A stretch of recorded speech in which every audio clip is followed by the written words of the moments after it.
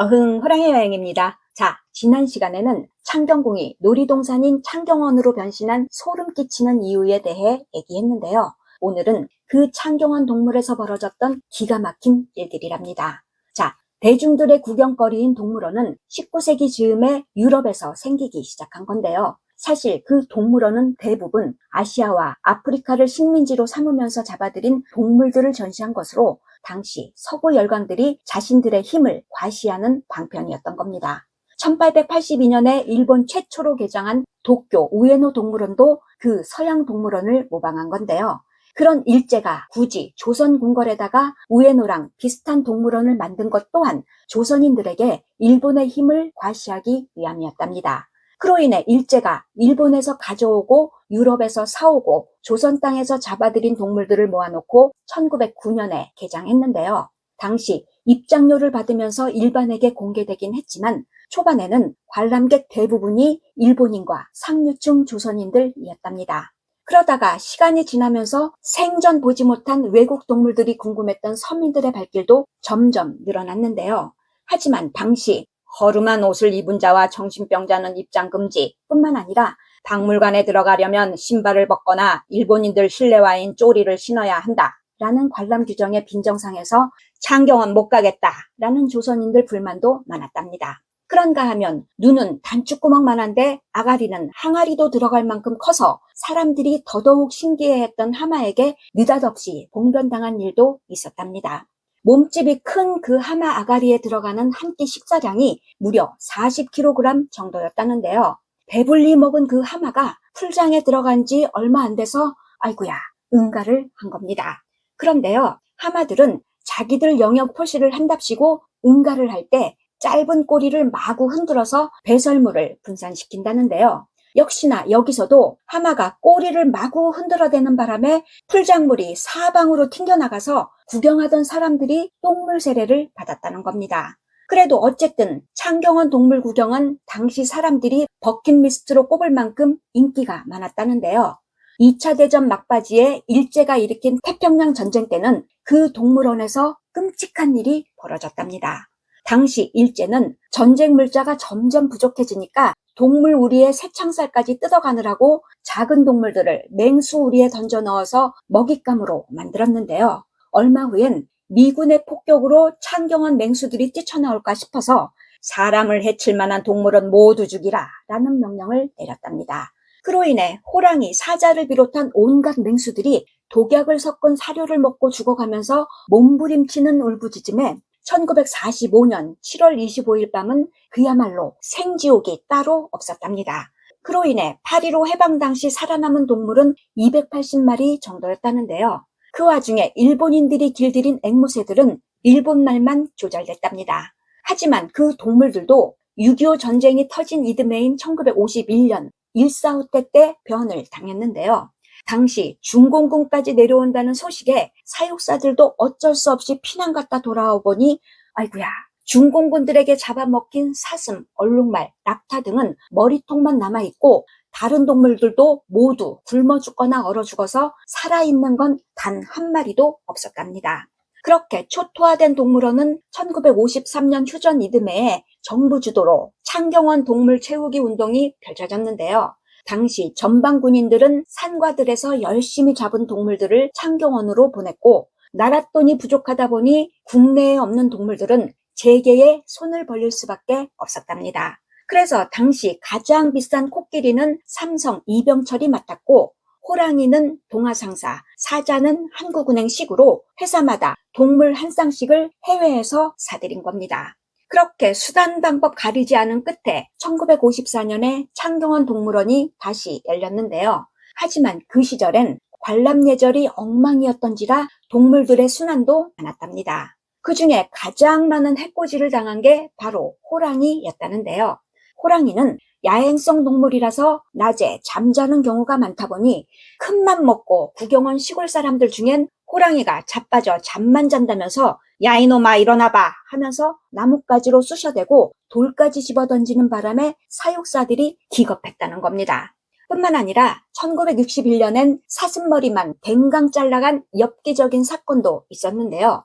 3년 만에 잡힌 범인의 정체는 녹용 먹고 힘내서 북진 통일할 거야 라고 외친 정신 이상자였답니다. 또 먹고 살기 힘들었던 1960년대만 해도 나 먹을 것도 없다 이놈아 하면서 사람들이 동물들에게 먹을 걸 던져주는 일이 없었지만 살림살이가 좀 나아진 1970년대부터는 먹다 남은 음식들을 던져주는 바람에 동물들이 병에 걸리는 게 다반사였다는데요. 특히 당시 사람들이 많이 앓던 결핵이 전염되는 경우가 많았답니다. 그런가 하면 1970년까지만 해도 창경원에는 기린이 없었답니다.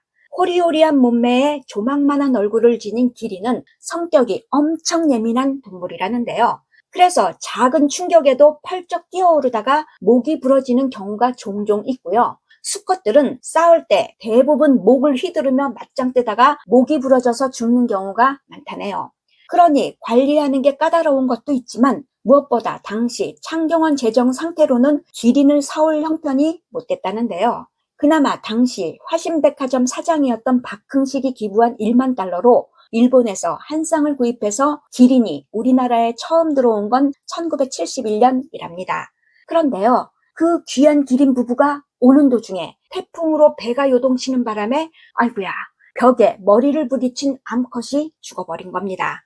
반면에 홀로 남은 수컷도 사실 인천항에 내려서 창경원까지 오는 길에도 엄청 애를 먹었다는데요. 일단 키가 6m나 되는 기린은 어쩔 수 없이 트럭을 타야 했는데요. 그 키 때문에 기린 트럭이 줄줄이 이어진 전깃줄을 피해가야 하는 데다가 기린을 보기 위해서 몰려든 사람들 때문에 시간이 온종일 걸렸답니다.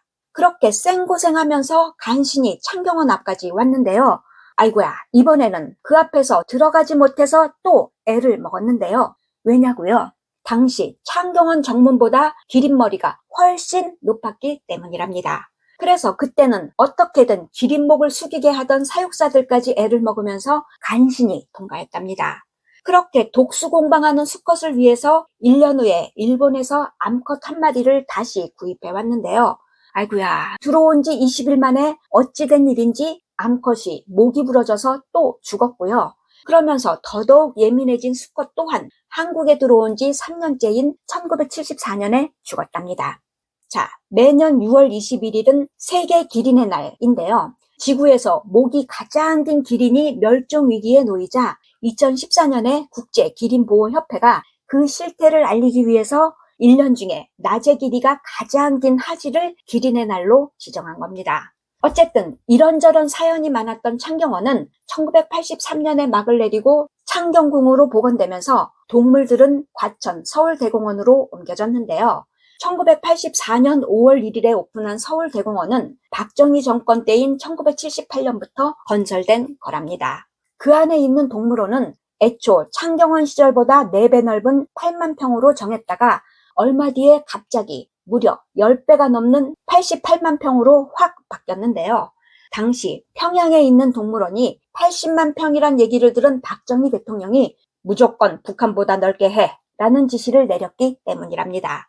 그렇게 생긴 이 동물원의 최고 인기 스타는 롤앤드 고릴라인 고리롱이었다는데요. 영화 킹콩에 등장했던 종류인 롤앤드 고릴라는 현재 아예 멸종 위기종으로 분류되면서 국내에서도 유일하게 서울대공원 동물원에서만 볼 수 있는 귀하신 몸이랍니다. 그런데요, 창경원 시절인 1968년에 한국에 들어와서 사랑을 듬뿍 받은 고리롱은 안타깝게도 2011년에 죽었는데요. 그래도 고릴라 평균 수명이 30-40년인 것에 비하면 48년을 살았으니 장수한 거랍니다. 그동안 동물원 측은 고리롱이 죽기 전에 2세 만들기 미션을 위해서 엄청 애썼다는데요. 암컷인 고리나와의 합방을 위해서 때마다 특별 보양식을 제공하고 심지어 발기부전 치료제를 먹이고 고릴라의 사랑을 담은 야동까지 보여줬답니다. 하지만 기력이 딸린 고리롱이 결국 2세를 남기지 못하고 세상을 떠나는 바람에 홀로 남은 고리나만 지금까지 살고 있답니다. 그런가 하면 현재 우리나라에서 볼 수 없는 동물 중에 하나가 북극곰인데요. 그동안 한국의 마지막 북극곰은 에버랜드에 있던 통키였답니다. 하지만 열악한 사육 환경으로 인해 동물 학대라는 비난의 목소리가 높아지면서 결국 에버랜드가 좀 더 나은 환경인 영국의 야생공원으로 보내기로 했는데요.